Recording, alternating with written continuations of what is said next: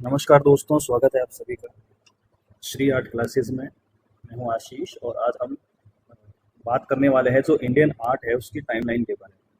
क्योंकि कला को समझने के लिए या कला के किसी भी शैली या फिर काल को समझने के लिए सबसे पहले हमें टाइम की आवश्यकता होती है कि किस समय पर कौन सी कला जो थी वो डेवलप हुई थी। तो हमें इसी संदर्भ में देखना है।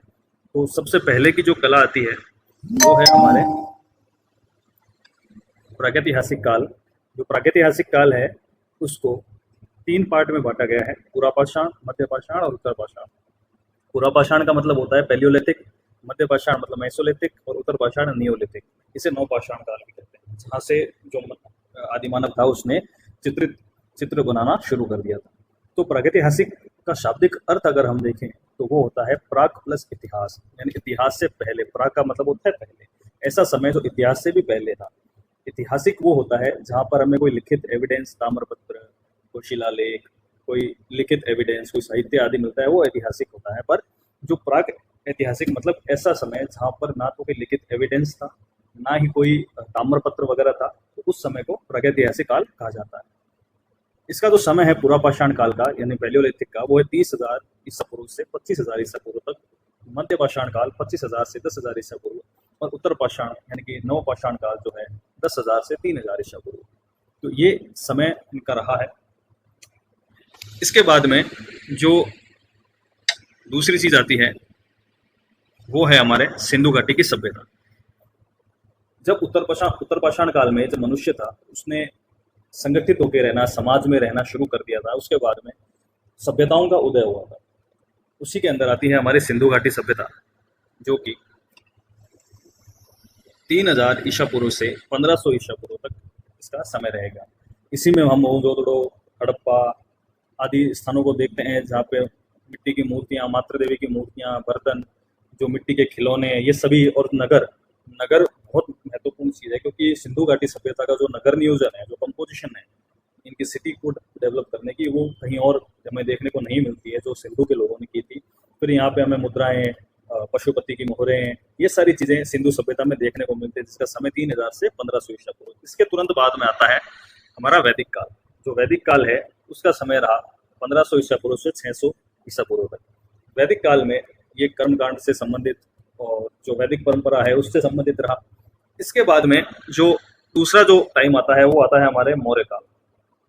अब आप सोचेंगे कि वैदिक काल के बाद में तुरंत मौर्य काल कैसे आ गया। तो वैदिक काल के बाद में अन्य कई धर्मों का उदय हुआ, क्योंकि कुछ लोग ऐसे थे जो वैदिक संस्कृति से सहमत नहीं थे। तो उन्होंने एक अलग अलग मतों की, अलग अलग धर्म की स्थापना हुई, जिसके अंदर जैन धर्म और बौद्ध धर्म आता है। लगभग 500 550 के आसपास में जैन और बौद्ध धर्म का उदय हुआ था। और उसी उसी के बाद में जो मौर्य काल है, क्योंकि हम कला की दृष्टि से बात कर रहे हैं, इंडियन आर्ट की दृष्टि से बात कर रहे हैं, तो हम कला के अंदर महत्वपूर्ण कार्य जो था वो प्रागैतिहासिक काल में, उत्तरपाषाण काल, कुछ मध्यपाषाण काल में, उसके बाद में सिंधु घाटी सभ्यता, फिर मौर्य काल। क्योंकि वैदिक काल के इतने साक्ष्य हमारे यहाँ पे उपलब्ध नहीं है। निसंदेह काम तो हुआ होगा पर वो हमारे पास में अवेलेबल नहीं है। और मौर्य काल की अगर हम बात करें तो इसका समय आता है 322 ईसा पूर्व से 185 ईसा पूर्व, 322 से 185। तो ये जो समय था मौर्य काल का, इसमें जो महत्वपूर्ण कला की दृष्टि से जो सबसे महत्वपूर्ण है वो है अशोक, जिसने बौद्ध धर्म अपनाया, बौद्ध स्तूपों की स्थापना की। जो इसके साथ साथ में जो पिलर्स बने, सारनाथ का सिंह स्तंभ है, ऐसे करके कई जो उदाहरण है मौर्य काल के, हमें शिलालेख, अभिलेख मौर्य काल के काफी साक्ष्य हमें प्राप्त होते हैं, जिसका समय था 322 से लेकर के 185 तक का। फिर इसके बाद में आता है शुंग काल। मौर्य काल के बाद में जो काल हमारे सामने आया वो था शुंग काल। कला की दृष्टि से बहुत ही महत्वपूर्ण काल था शुंग काल। इसके अंदर जो सांची और बरहूत है, उनके जो मॉन्यूमेंट्स जो बने हैं, सांची बरहूत स्तूप जो बने हैं, वो हमें शुंग काल के देखने को मिलते हैं। और इसका समय रहेगा 187 से 75 ईसा पूर्व तक का। और इसके बाद में जो कला की दृष्टि से महत्वपूर्ण काल आता है वो है कुषाण काल। कुषाण काल का जो समय है वो 50 ईसा पूर्व से 300 ईस्वी तक का समय रहेगा। इसी समय पे गांधार और मथुरा शैली का विकास हुआ था, जिसमें प्रथम बार बुद्ध को मूर्त रूप में बनाया गया था। बुद्ध की मूर्ति का प्रचलन जो था वो इसी समय हुआ था, कुषाण काल के समय में। इसके बाद में जो समय आता है वो है हमारे गुप्त काल का। तो गुप्त काल का जो समय है वो था 320 ईसा पूर्व से लेकर के 600 ईस्वी तक का जो समय है वो गुप्त काल का रहा है। गुप्त काल में ही हमें जो है वो मंदिर वगैरह देखने को मिलते हैं, और साथ में जो मंदिरों का जो उद्भव हुआ है वो गुप्त काल से ही माना जाता है। इसी में हमारे अजंता का भी समावेश देखने को मिलेगा, और ऐसे काफ़ी गुफाएं जो है वो गुप्तकालीन भी रही हैं। यहाँ पे चित्र, मूर्ति और जो वास्तु है, मंदिर वास्तु, तीनों का समागम बहुत सुंदर ढंग से किया गया है।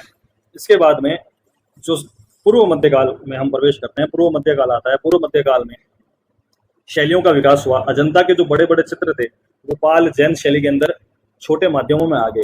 तो इसका जो पूर्व मध्यकाल का जो समय है वो रहेगा हमारे लगभग ये 7वीं शताब्दी से लेकर के 12वीं शताब्दी तक रहा है इसका समय।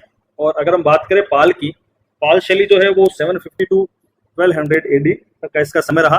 उसके बाद जैन अपभ्रंश, जैन शैली को अपभ्रंश कहा गया है, तो इसका समय लगभग 1500 ईस्वी तक रहा है, जहाँ पे जो जैन जो मैन्युस्क्रिप्ट्स है उनका डेवलपमेंट हुआ, जहाँ पे पेंटिंग जो है वो छोटे आकारों में बनने लगी। और इसके बाद में जो कागज का प्रयोग यहाँ पे हुआ था, कागज के ऊपर पेंटिंग, ताड़पत्र, कागज का मतलब है ताड़पत्रों के ऊपर जो पेंटिंग बनने लगी थी, और जो अलग अलग पत्र आते हैं उनके ऊपर पेंटिंग बनाया करते थे। इसके बाद में हम आते हैं मध्यकाल में। मध्यकाल में जैसे जो शैली हमें देखने को मिलती है वो है राजस्थानी, दक्कन, और इसके बाद में मुगल रहेगी। और पहाड़ी मैंने इसलिए लिखा है क्योंकि ये राजस्थानी, दक्षिण और पहाड़ी शैली, राजस्थानी और पहाड़ी शैली एक दूसरे से मुखरित है, एक दूसरे से प्रभावित है, इसलिए मैंने इसका टाइम पीरियड साथ में लिखा है। राजस्थानी जो शैली है उसका 1600 से 1900 तक का समय रहा। दक्षिण शैली का 1600 से 1700 के आसपास, और पहाड़ी शैली जो है वो 1700 से 1900 तक रहेगी। मुगल शैली जो है, मुगल शैली का जो समय है वो 1600 से 1757 अगर हम माने तो ज़्यादा उचित रहेगा। पर 1700 से 1600 से आप 16वीं शताब्दी से, 1600 से मतलब है 16वीं शताब्दी से 18वीं शताब्दी का समय जो मुगल शैली का रहा है। उसके बाद में जो कंपनी स्टाइल है, कंपनी शैली है, जिसे हम पटना शैली भी कहते हैं, पटना शैली का जो समय है वो 1800 से 1900 के बीच में रहा है। फिर राजा रवि वर्मा जो कंपनी शैली के प्रथम भारतीय कलाकार भी कहे जाते हैं, राजा रवि वर्मा का समय 1848 से 1906 तक इनका समय रहा। फिर उसके बाद में पुनर्जागरण बंगाल शैली 19th सेंचुरी से 20th सेंचुरी तक। फिर जो है वो मॉडर्न आर्ट आएगी, आधुनिक कला का आगमन हुआ। उसके बाद में आधुनिक कला के बाद समकालीन कला 1970 से लेकर जो अभी प्रेजेंट में जो चल रही है वो हमें स्टडी करनी है। तो ये जो सारा कालक्रम रहा है, कला के जो कालक्रम रहा है जिसके अंदर हमने सभी का समय देखा, इससे हमें एक आइडिया होता है कि कौन सी कला किस समय प्रारंभ हुई और किस कला के बाद में किस कला का प्रादुर्भाव हुआ, कला के अंदर क्या चेंजेस आए। ये सब हम जानेंगे हमारी नेक्स्ट क्लास में।